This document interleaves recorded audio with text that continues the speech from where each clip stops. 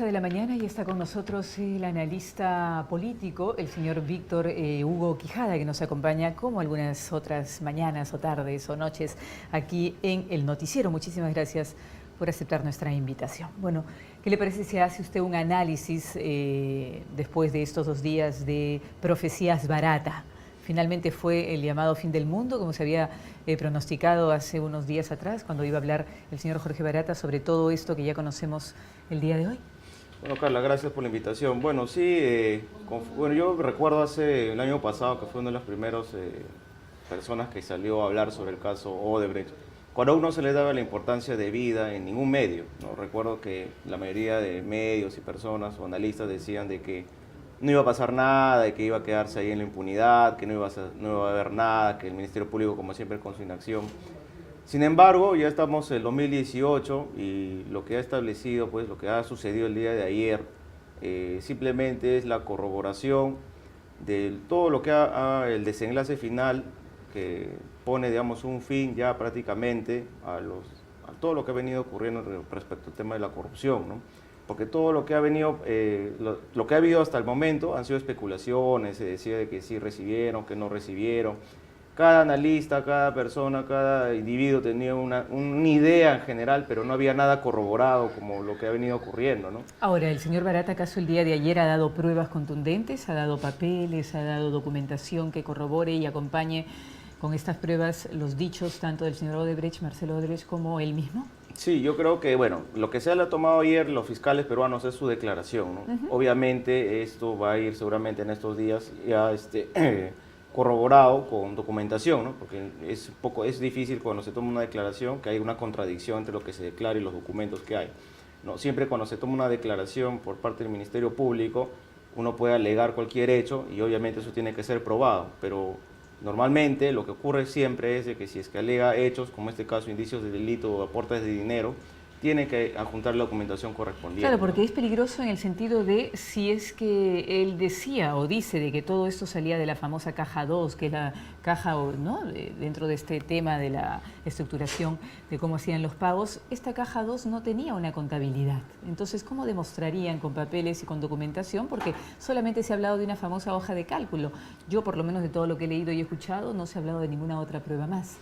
Sí, bueno, lo que se establece aquí normalmente es de que cuando se da dinero para sobornos, como en este caso se ha dado, pues este dinero tiene que haber sido ingresado, como bien establecido, a través de algún medio financiero, ¿no?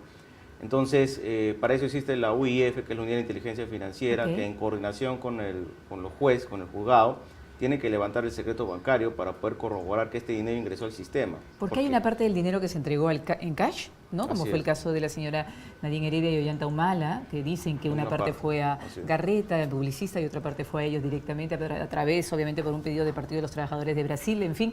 Y hay otras partes que se dieron por transferencia, imaginamos. Sí. Esa era la modalidad en algunos casos. La ley de lavado de activos establece 2 formas de que se puedan dar este delito, ¿no? Uno es lo que tú lo dices, que es la transferencia, o sea, el dinero que se pueda manejar a través del banco, y el otro es a través del ocultamiento, es decir, también se puede dar en cash. O sea, ambas conductas son típicas y pueden ser punibles. En el caso de los peruanos o de los políticos peruanos o las campañas para los partidos peruanos, se ha hecho de las 2 modalidades. Así es, de las 2 modalidades, prácticamente los 4 últimos presidentes han recibido el dinero, está corroborado.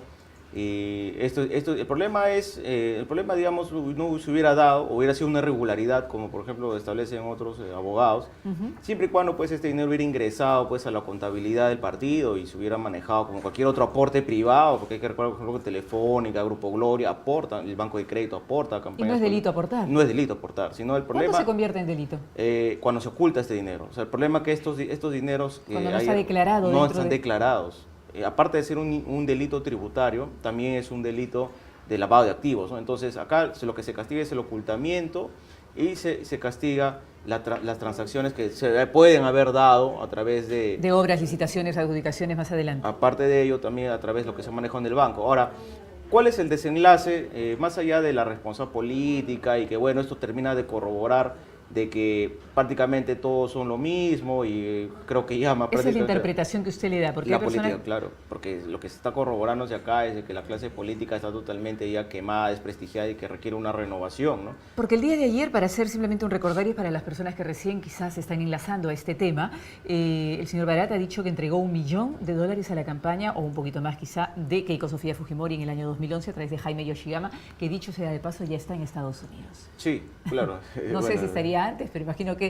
¿Usted cree que Yoshiyama va a ser, Jaime Yoshiyama va a ser el gran sacrificado de Fuerza Popular? Que esa va a ser un poquito la... o sea, que Fuerza Popular ya está resignado a la idea de que a quien van a echar es a Jaime Yoshiyama. Bueno, Jaime Yoshiyama fue siempre el sacrificado desde cuando fueron gobierno con Alberto Fujimori, ¿no? Hay que recordar que él fue representante del CONITE antes lo que antes por inversión, y se le responsabiliza de haber, bueno, lo que actualmente es por inversión, el cargo que ocupaba Kuczynski lo manejaba él, y justo en los tiempos de las privatizaciones, ¿no? Y ahora siempre fue sacrificado, ¿no? Incluso estuvo en la cárcel, si no me equivoco. Entonces, bueno, posiblemente sea entonces nuevamente el gran sacrificado de Fuerza Popular, y saldrá en algún momento Héctor Becerril y quizá algunos otros diciendo, no lo puedo creer que se haya quedado con el dinero. ¿Algo así usted cree que pueda pasar? Bueno, todo se puede dar hipótesis, ¿no? Pero acá lo concreto es de que existen dos clases de responsabilidad, ¿no? La política, que es la que van a tener que asumir y lo cual desprestigia totalmente a los partidos. Quizás lo único que salva a Fuerza Popular es de que no ha sido gobierno, ¿no? Porque, digamos, esos aportes de campañas puede ser un delito de lavado de activos, pero nunca fueron gobierno, o sea, nunca pudieron haber canjeado una prebenda, claro, una licitación, porque nunca llegaron a ser partido, gobierno, ¿no? En cambio, lo que sí se puede hablar es de los otros 4 presidentes, que pues obviamente ahí estábamos pues en un canje, ¿no? O sea, te doy dinero, de ahí yo recupero mis licitaciones. Entonces, por lo que le estoy escuchando, ¿usted cree que Fuerza Popular no va a tener ningún problema más adelante, más allá de toda esta parte mediática? Sí, yo creo que más allá de todo el aspecto mediático, todo lo que incurre en responsabilidad, porque responsabilidad política hay, porque de una manera... Pero penal no. Penal sí, claro, lavado de activos. Okay. Estamos enfrente del delito de lavado de activos, pero no podríamos hablar de que hay indicios de corrupción, ¿no?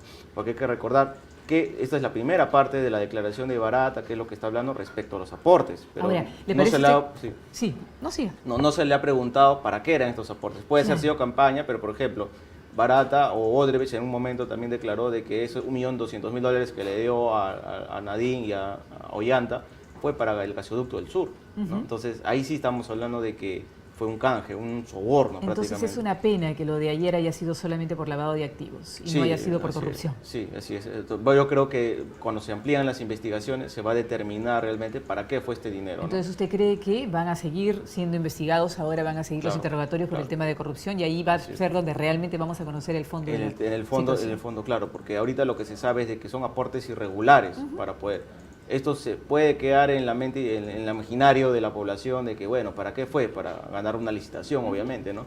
Ahora, hablando del tema de la responsabilidad política, lo que acá pues se puede visualizar es de que realmente puede un poco más sumarse a la campaña que se vayan todos, ¿no? Porque se está llegando a corroborar que todos forman parte de lo mismo. Pero la responsabilidad legal, estamos en el mismo supuesto por el cual fueron por detención preventiva Ollanta y Nadine, ¿no? Hay que recordar que lo que correspondería acá es aplicar el artículo 168 del nuevo Código Procesal Penal, aunque ya en nuestro país ya se ha vuelto una regla, en vez de una excepción, la detención preventiva, ¿no? Entonces, ¿usted cree que habría que aplicar la detención preventiva en ese momento? Claro. ¿O más bien debería salir de la cárcel Nadine Heredia? No, debería aplicarse no solamente, bueno, los que ya están se quedan, ¿no? Que es Nadine y Ollanta, ¿no? Sino a los otros 3, ¿no? Incluyendo a Keiko, ¿no? Porque si es que estamos hablando de delito de lavado de activos y se le dio el mismo trato, o sea, el principio de igualante de la ley por el lado de Ollanta y Nadine, lo que correspondería aquí es igual, ¿no? Lavado de activos, pena de 20 años. Lo que usted está proponiendo es ampliar el daño que ya se ha hecho, tomando como ejemplo lo de Nadine Heredia y Ollantumala, en vez de corregir el daño, que es la prisión preventiva. No creo que es un daño porque es un principio y es una facultad que está establecido en el Código Procesal Penal. O sea, daño no es una ilegalidad, está permitido. Ahora, está permitido, claro. Se cumplen los 3 requisitos, ¿no? Pena mayor de 4 años, 20 años es la pena de lavado de activos.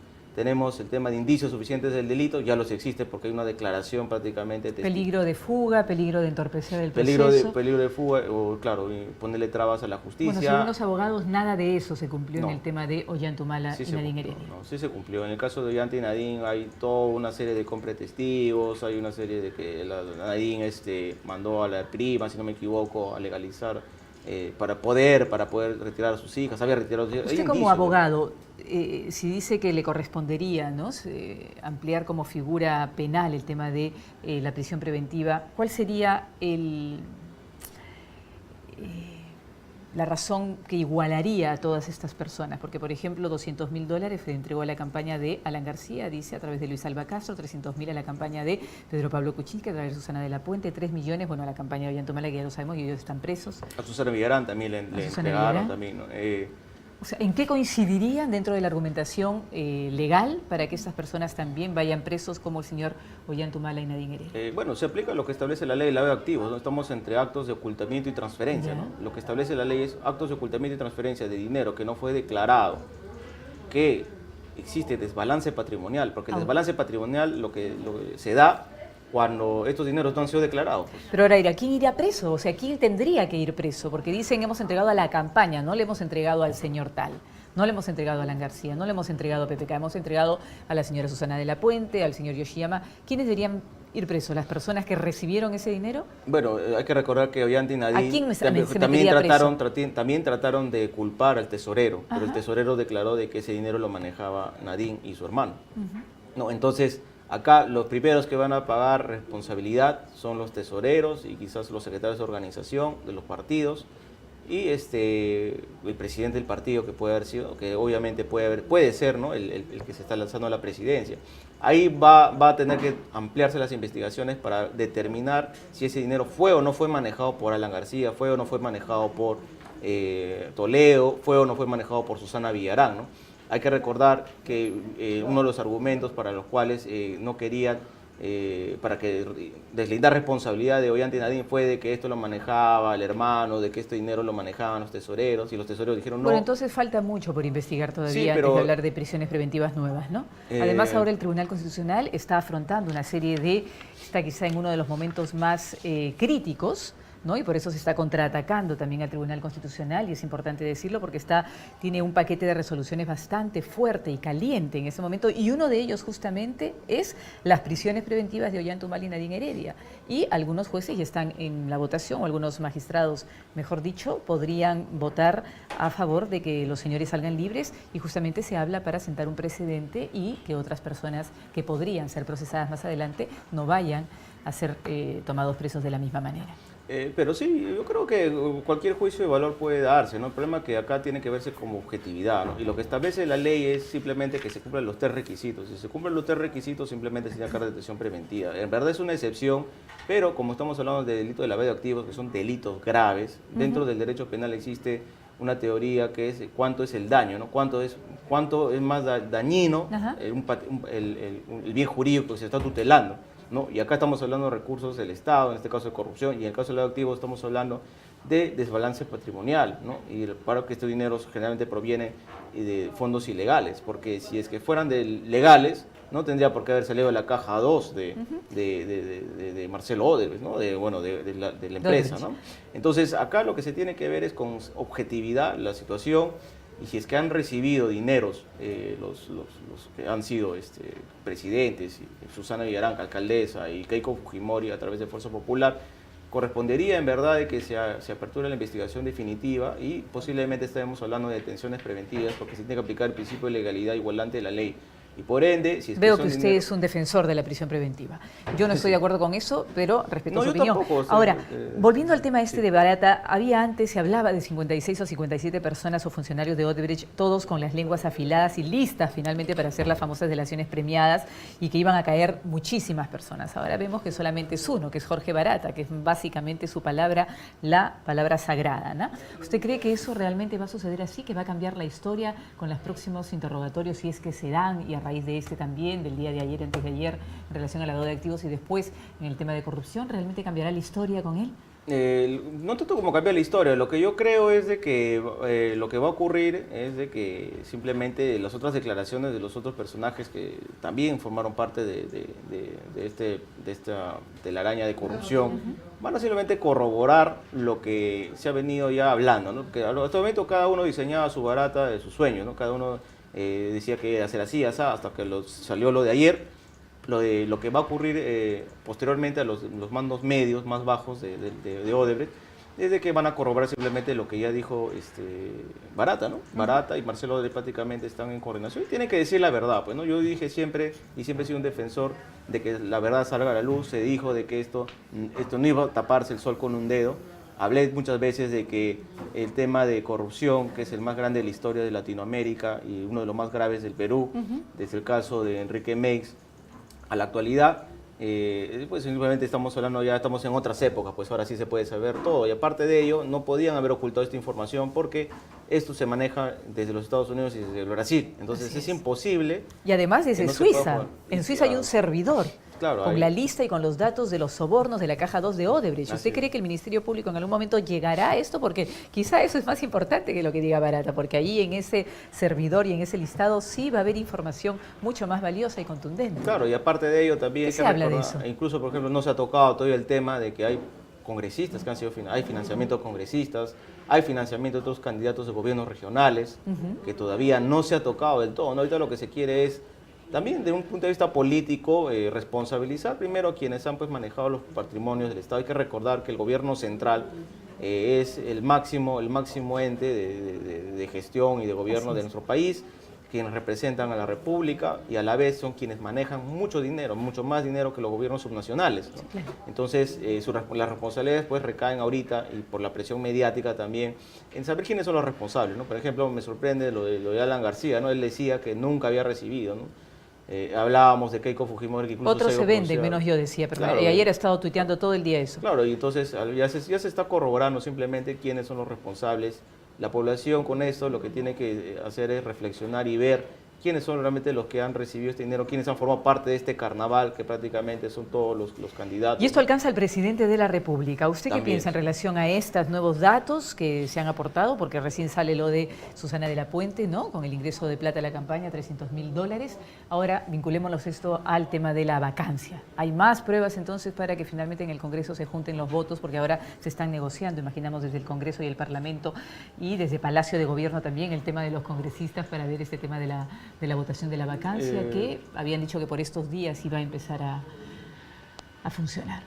Lo de la vacancia yo creo que... ¿Es viable o no es viable? Bueno, en principio yo hace unos días publiqué un artículo de que nadie puede ser... Existe el principio de no bis in idem, ¿no? O sea, nadie puede ser juzgado dos veces por el mismo delito o hecho, ¿no? O acción o infracción.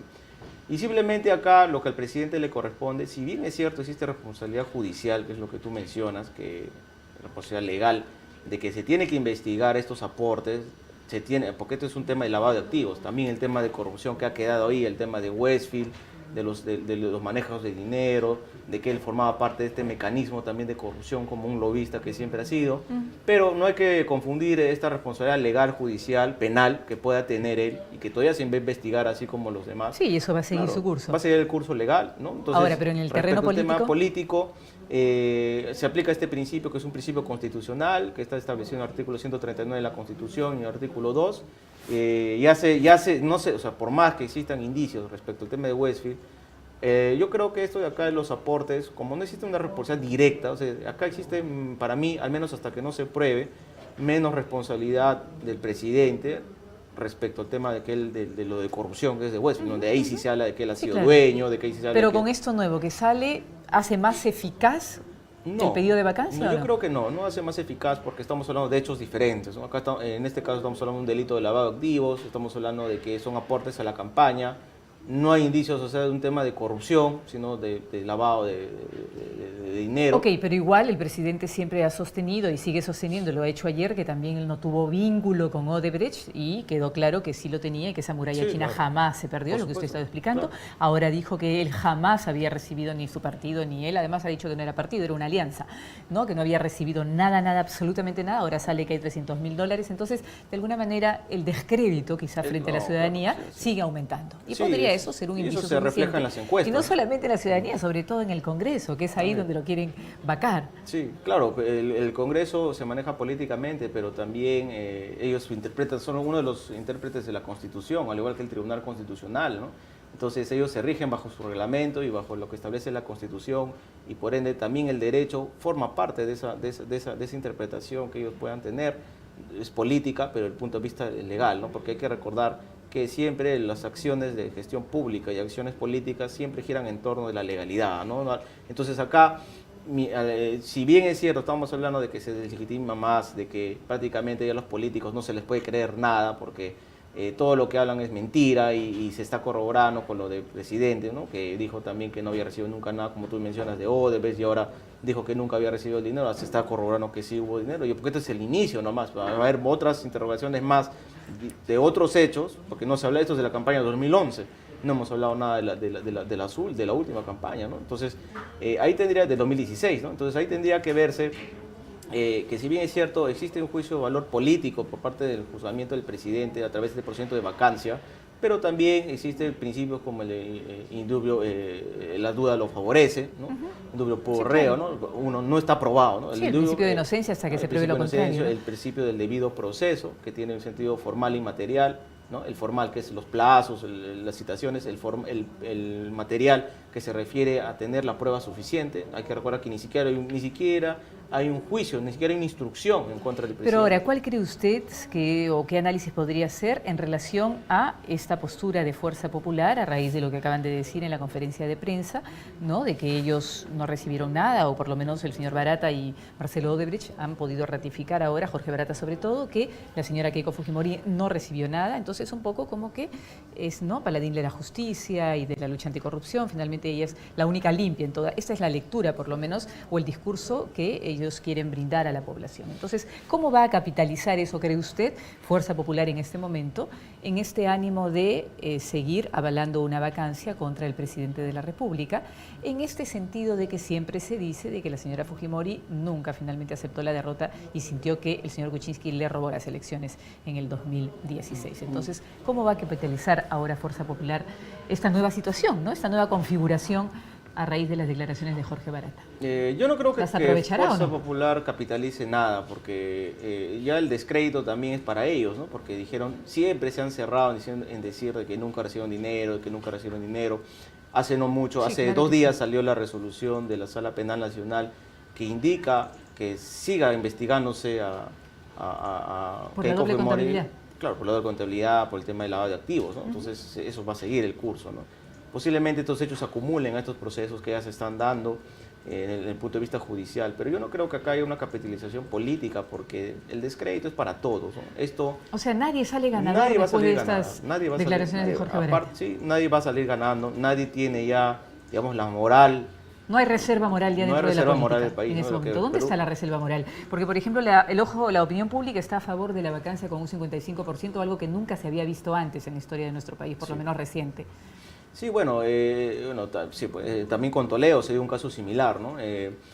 Bueno, la reserva moral del país ¿verdad?, corresponde a todos los ciudadanos y los jóvenes en poder, pues, intervenir en política, ¿no? Y también los medios de poder apoyar a nuevas figuras que puedan aparecer, ¿no? 1 y 2, lo que se requiere acá es, respecto a la vacancia del presidente, primero que, si bien es cierto, puede haber mucho malestar, pero hay que recordar que fue elegido por elección popular, ¿no? Entonces, si es que nosotros lo vacamos, lo único que contribuiríamos a la inestabilidad, al caos. Yo creo que Fuerza Popular ya no tiene, como su propio nombre dice, la fuerza para poder vacar. Creo que esto va perdiendo piso. Aparte de eso, esto está siendo promovido también por una bancada de izquierda comunista, que lo único que quiere, pues, es irse a cambios radicales como cambiar la Constitución y otras reformas que en verdad... cada uno está jugando su partido. Cada uno está jugando su partido, ¿no? Entonces, el tema acá es de que cuando existe mucho individualismo, cuando se trata de centralizar esto en intereses particulares, lo único que va a traer es más inestabilidad, ¿no? Imagínate, estamos hablando de lo de Odebrecht, lo de Barata, que corroboraba estos pagos ilegales, irregulares, que son juzgados a través del delito de lavado de activos, de pena casi de 20 años. Lo único que faltaría es corroborar si es que estos dineros los manejó Keiko, si los manejó Toledo, si los manejó García, si los manejó Villarán, ¿no? Es lo único que faltaría probar, nada más, ¿no? Entonces, de repente estaríamos hablando de detenciones preventivas. Y entonces ya, pues, nos quedamos prácticamente sin líderes, ¿no? Al menos de los que figuran en medios importantes. Y prácticamente, pues, estaríamos hablando de, como dice esa campaña, ¿no?, que se vayan todos, ¿no?, porque es lo que está ocurriendo. Van a ¿no? estar difíciles las elecciones para octubre, ¿no? Sí, para el 7 de octubre. Digamos, con este escenario. Sí, bueno, los partidos nacionales no van a figurar. Hay que recordar también que es una constante de que para el tema de los gobiernos subnacionales, o sea, locales y gobiernos regionales, siempre han tenido más fuerza los movimientos regionales. Prácticamente, bajo el sistema que nosotros tenemos, yo siempre he estado en contra de ese sistema de la ley orgánica que establece la ley orgánica de gobiernos regionales y lo que establece la ley de elecciones de gobiernos regionales y de los gobiernos regionales sobre todo. ¿Por qué? Porque al haber elección popular para gobiernos regionales en un plazo solo de 4 años, no tienen ni las competencias transferidas en su totalidad, y tampoco son electos de partidos, prácticamente son caudillos locales que manejan los recursos del Estado a su antojo. ¿Y qué le parecería lo mejor o la mejor opción? Aplicar como es en Chile, ¿no? O como era antes de una manera acá, ¿no? Los consejeros regionales por elección popular, porque son quienes hacen fiscalización y control y legislación, y los cargos de presidentes regionales o de gobernadores regionales en la actualidad sean elegidos por el gobierno central, porque muchas veces ocurre de que el gobernador regional de X región no es de la línea del gobierno central y no le transfieren recursos. O sea, muchas veces condiciona la acción como es político. Pero también podría darse otra lectura, ¿no? Que sería monopolizar un poquito el poder. Si el gobierno central lo elige, sería prácticamente... Pero habría sería más célere, habría más celeridad, porque si fuera nombrado de acá de Lima, simplemente pues estaríamos hablando de que habría una coordinación casi inmediata, más ejecutivo, y lo que se busca es gestión. Al ser lo que se está haciendo en la actualidad de politizar, lo único que hace es que entren caudillos, lo único que hacen es de que prácticamente se vuelvan feudos locales, las regiones, y que si es que no simpatiza con el gobierno central, simplemente se les cierra la puerta si no hace absolutamente nada. Lo boicotean y lo obstaculizan. Claro, así es lo que ha ocurrido siempre, ha ocurrido. Yo tengo casos concretos de lo que he podido observar en mi experiencia profesional, ¿no? Entonces, si es que no eres de la línea, simplemente no se te da y se acabó el asunto, ¿no? Entonces, si que fuera el nombramiento directo por parte de Lima, al menos por el gobierno central, habría más. Ahora habría rapidez. que ver cómo sería esa elección directa. Exacto, ya en otro momento nos lo explica. Ahora, usted hablaba ya, con esto termino, de los diferentes juegos que están jugando, las diferentes actores, no solamente políticos, sino también judiciales en el país en relación a este tema. ¿Cómo ve el accionar del Ministerio Público en relación a estas posturas que hay desde fuera, ¿no? ¿Por qué las personas dicen, por qué algunos están presos y otros no están presos? ¿Por qué preguntan por esto si no van a preguntar por aquellos? ¿Cuál es la evaluación que hace el Ministerio Público? Bueno, al final lo que se ha corroborado es de que Barat habló por todos, ¿no? Más allá de la estrategia de que el Ministerio Público, o lo que se hablaba al menos en medios, era de que se le iba solamente a preguntar sobre casos concretos y no se le iba a preguntar de Kuczynski, no se le iba a preguntar. Hemos visto que no ha sido así. No ha sido así. Y bueno, tendría que verse si realmente esta fue la estrategia del Ministerio Público, pero que hay que recordar que lo que establece la ley orgánica del Ministerio Público es de que en caso de declaraciones, bueno, al final de las preguntas, si se le consulta al interrogado, al instruido de que si quiere declarar algo más, y posiblemente por ahí haya entrado lo de Kuczynski, ¿no? Sí, o por las repreguntas, ¿no? Bueno, sí, entonces de repente el fiscal no quiso preguntar, pero Barata lo habló, porque él lo vio que de repente es lo que correspondía, ¿no? Y ese es un derecho que tiene puedes callar o puedes hablar, ¿no? Lo que establece la ley, ¿no? Sí, pero no creo que el señor Barata haya hablado más de lo que, ¿no? Sí, le correspondía. Yo creo que ha sido las preguntas de los fiscales que de alguna manera han llevado a esa situación. El actual del Ministerio Público en verdad tiene que reivindicarse y sobre todo acelerar estas investigaciones, ¿no? Por ejemplo, igual que la comisión Lavajato presidido por Bartra, ¿no? Que se llegue, o sea, no bastan las investigaciones, no bastan las comisiones, no bastan los indicios, no basta solamente la presión mediática. Lo que acá se tiene que hacer es buscar responsables. Lo que se tiene que hacer acá es que el Ministerio Público actúe acusando, formalizando la denuncia, acusando. Bueno, cuando tengan un caso. ¿No? Y todas las pruebas cerradas. Claro, yo creo que ya se está cerrando el círculo cada vez más, ¿no? Yo creo que acá ya estamos, por lo menos, a estas alturas, para que el tema Odebrecht y Lavajato llegue por lo menos a una instrucción, porque ya estamos hablando de declaraciones, estamos hablando de pagos, estamos hablando de que hay otros testigos, estamos hablando ya de dinero que ya se está corroborando, estos indicios al menos de lavado de activos está. Lo de corrupción tendría que todavía verse, ¿no? Si es que estos dineros, como hace un momento conversábamos, fueron para ganar una licitación. Bueno, por el único que yo creo que acá más o menos va a salir, por lo menos limpio de algo, yo creo que es Fuerza Popular, porque no ha sido gobierno. Es el único que se le va a poder cuestionar de haber recibido estos dineros de manera ilegal. Puede haber delito tributario, puede haber lavado de activos, pero no existe pues indicios de corrupción, porque la corrupción solamente lo cometen los que han sido funcionarios, y ellos no han sido funcionarios. Entonces de repente de alguna manera tiene todavía algo para poder recuperar Fuerza Popular, ¿no? Ok, bueno, vamos a ver, señor Quijada, si sus profecías se cumplen. Bueno, hasta el momento en los próximos meses. Ha sido acertado. Muchísimas gracias. Fue el señor Quijada.